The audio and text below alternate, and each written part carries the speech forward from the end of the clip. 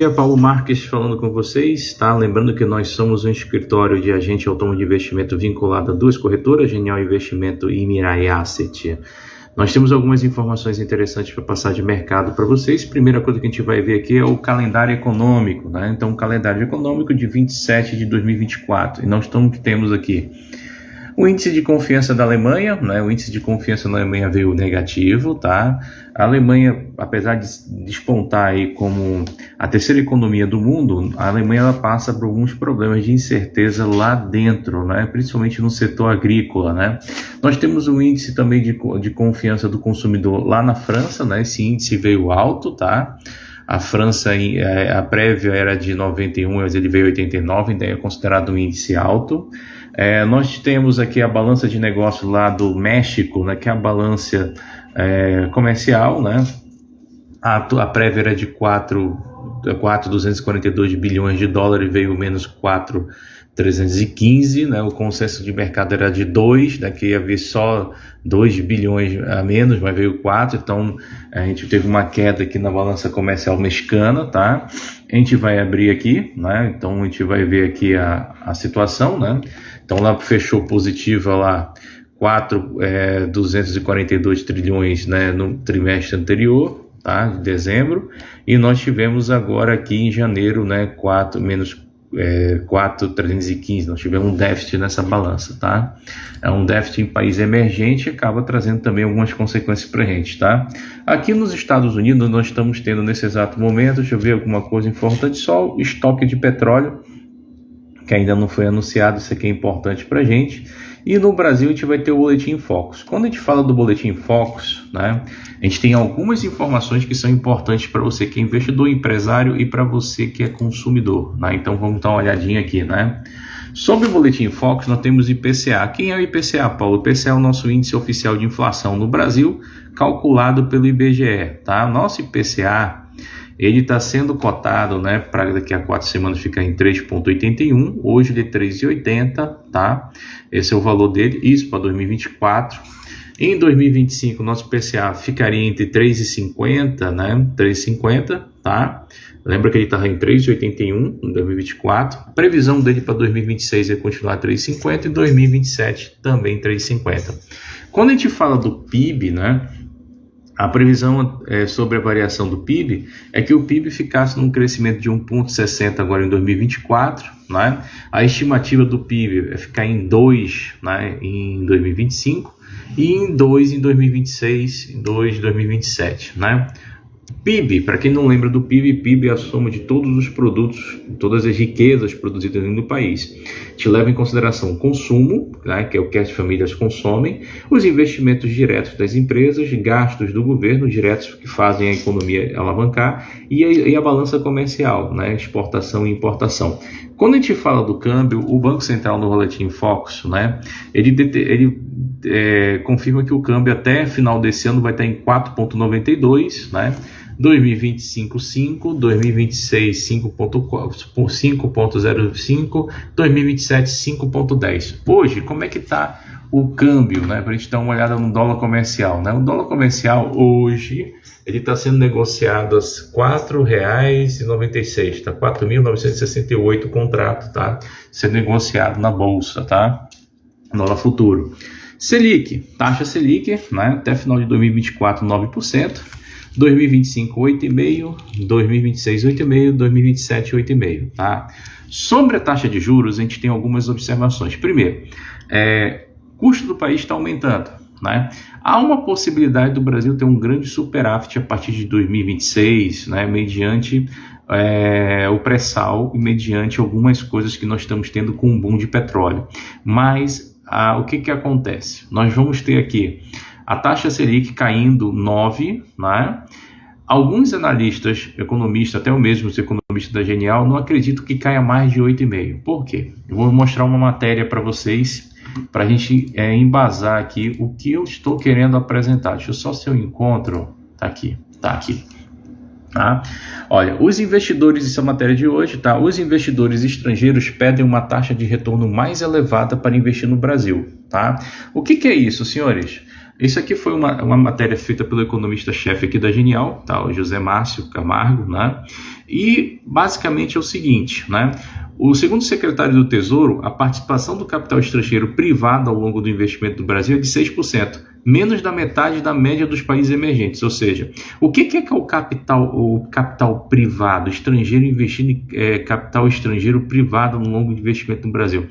É que tem pouco, né, investidor, né, botando dinheiro aqui dentro, tá? A média dos países emergentes é de 14%, nós estamos em 6%, é 50%, então os estrangeiros têm investido cada vez menos aqui. Por outro lado, a taxa de retorno exigida pelos investidores privados estrangeiros para investir no Brasil é de 12,5%. Por que 12,5%? Né? Nós temos uma situação, nós temos os Estados Unidos, que a qualquer momento, né, ele já está numa curva de tendência de queda de juros, né, já foi anunciado pelo Fed, a gente já teve o Boistick falando, já teve o Jeremy Powell falando. Ontem nós tivemos a Christine Lagarde também falando que há uma necessidade, que a Europa já está apresentando números melhores, né, e que pode vir também a ter uma tendência de queda de juros lá na União Europeia. E com isso, o que acontece? Ativos de baixo risco, né, são ativos europeus, títulos públicos europeus, títulos públicos americanos, treasuries, né? Eles caindo vai fazer com que o investidor estrangeiro busque outras alternativas para compensar essa queda, né? Então nós estamos tendo uma situação, queda de juros nos Estados Unidos e uma alta muito forte em ações de empresas de tecnologia. Nós temos lá o boom da Nvidia, né? Nvidia que está dando aí trilhões de dólares de resultado e subiu aí mais de 200%. Na Nvidia, até mostrei o gráfico para vocês ontem, mas a gente pode mostrar de novo. NVD34 aqui, tá? A Nvidia, né, ela deu o boom dela, desde quando ela deu o boom depois da pandemia, a Nvidia já subiu isso aqui. Deixa eu só pegar aqui para vocês a imagem, tá? A Nvidia, que é a empresa que produz placas de vídeo, né, e está com inteligência artificial, desde o dia 10/10 de 2022 até o dia 22/2 de 2024, ela subiu 593,64%, tá? O que é esse boom da Nvidia? Esse boom da Nvidia tem a ver com a questão que a gente já vinha anunciando há 2-3 anos atrás na pandemia, aqui nos nossos stories, nos nossos vídeos, a gente vinha anunciando que havia uma carência de chips de computadores, né, produzidos por Taiwan, né? Por que era em virtude dessa carência? Nós tivemos a pandemia fechou tudo. Então, basicamente, não conseguiram, né, naquele período, produzir a necessidade de chips de computadores que eram necessários para produzir. Nós viemos falando isso a pedra da pandemia todinha, né? Fizemos áudio aqui no Instagram 2021-2022 e falamos lá para os investidores nos nossos chats matinais que a gente manda no grupo de WhatsApp. A Nvidia explodiu, né? Hoje, Paulo, seria interessante entrar em Nvidia? Olha, a Nvidia, se você observar o gráfico dela, ela fez um cruzamento que a gente chama de cruzamento dourado. O que é um cruzamento dourado, né? Para quem não entende o cruzamento dourado. O cruzamento dourado, a minha média de 200 é essa média em azul, e essa minha média de aqui é a de 50, né? O cruzamento dourado ele só pode ser visto num gráfico diário, tá? É quando a média de 50 corta de 200 e elas vão se afastando, ó. Vão se afastando. Enquanto não tocarem uma na outra, não há uma tendência de voltar, retorno, alguma situação dessa. Então a Nvidia vai continuar subindo. O problema é que a gente não sabe até quando, né? Ela pode estar super, vamos dizer assim, estimada, né? Ela pode estar super, né, avaliada, né? Então você tem aqui o IFR dela, deixa eu botar aqui o IFR dela, o IFR da Nvidia está de 72, né? Está sobrecomprada, né? Então você tem aí uma ação muito buscada, né? Uma demanda muito alta e um risco muito alto para o investidor que vai entrar agora, tá? Outra situação que está acontecendo, a possível queda da taxa de juros lá dos Estados Unidos está fazendo os fundos de criptomoedas subirem, né? E isso é também impulsionado, né, pelas questões, né, das empresas de tecnologia. Então, quando eu pego aqui as criptomoedas, deixa eu mostrar para vocês uma coisa aqui. Aqui as criptomoedas, eu tenho o Bitcoin. O Bitcoin, ele está aqui com 145% de retorno já esse ano.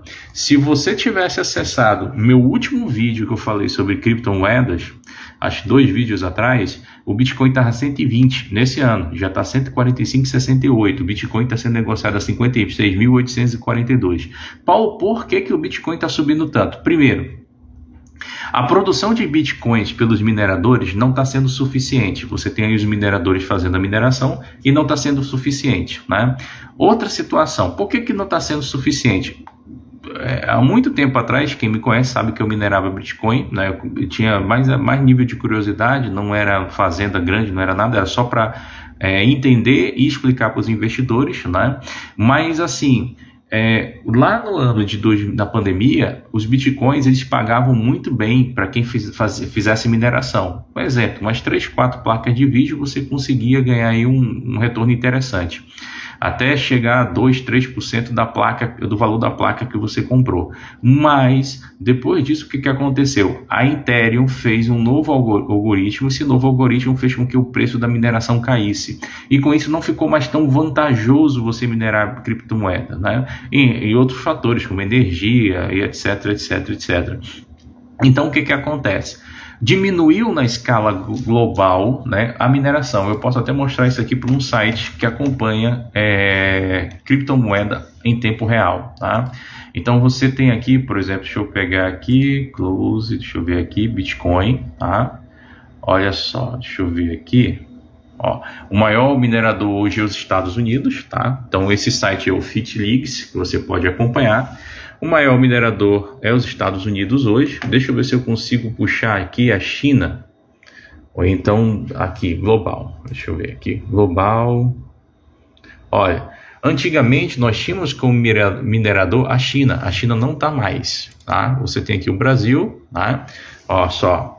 O Brasil ele tem pouca mineração. A gente vai ver aqui já o gráfico correndo, né? Muito pouca mineração por causa do custo de energia, né? É mais vantajoso você minerar lá no Paraguai, tá?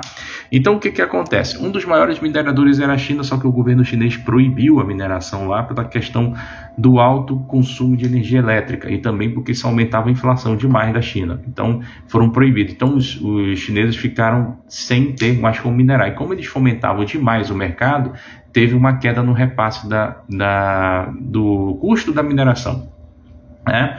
Com isso, o que acontece? Hoje a gente tem pouca moeda no mercado, que tem que minerar para produzir, e nós estamos com os fundos de investimento, entre eles os ETFs, né? Essa semana, acho que semana passada foi liberado os ETFs de criptomoeda lá nos Estados Unidos.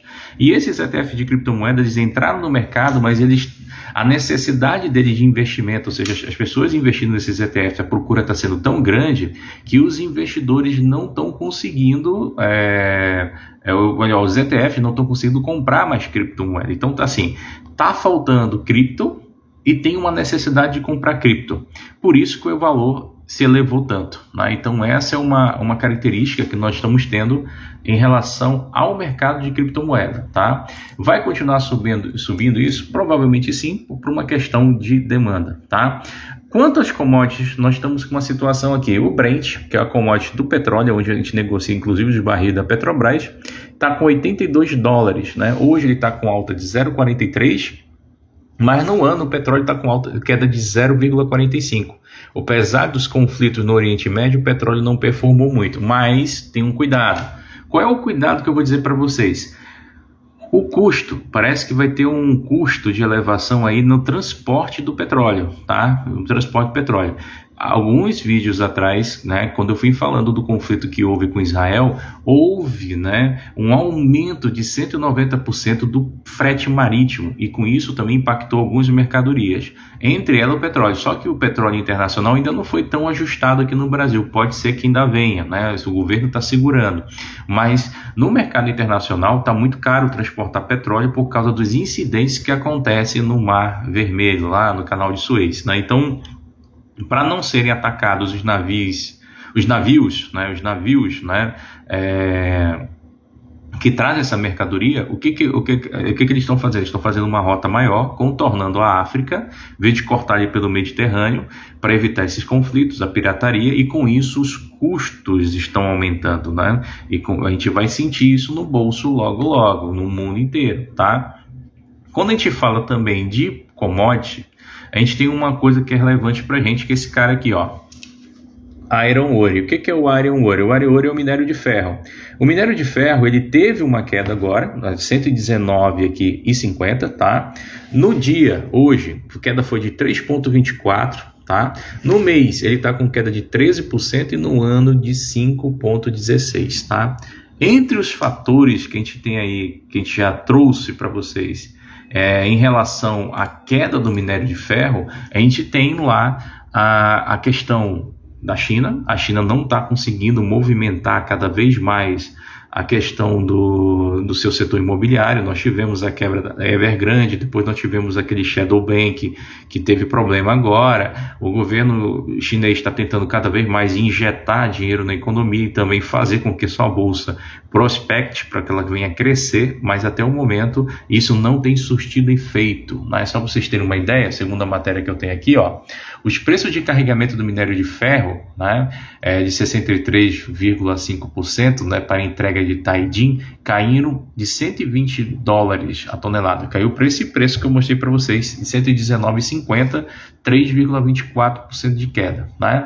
Ó, nas novas pesquisas que foram mostradas de vendas de casas, venda de casas novas na China, as casas novas lá na China caíram 34%, ou seja, se você for pegar o índice de confiança também do consumidor chinês, também há uma queda, ou seja, o próprio consumidor chinês, ele não está confiando demais na sua economia, e isso a gente vai sentindo cada vez mais uma China sendo fragilizada.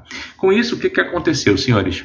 Nós tivemos aí uma fuga de capital da China e os investidores procuraram 3 outros emergentes: o Brasil, o México e a Índia. Por isso que a gente teve esse boom que a gente vem comentando. Mas além disso, nós tivemos um outro boom que foi na Bolsa Japonesa.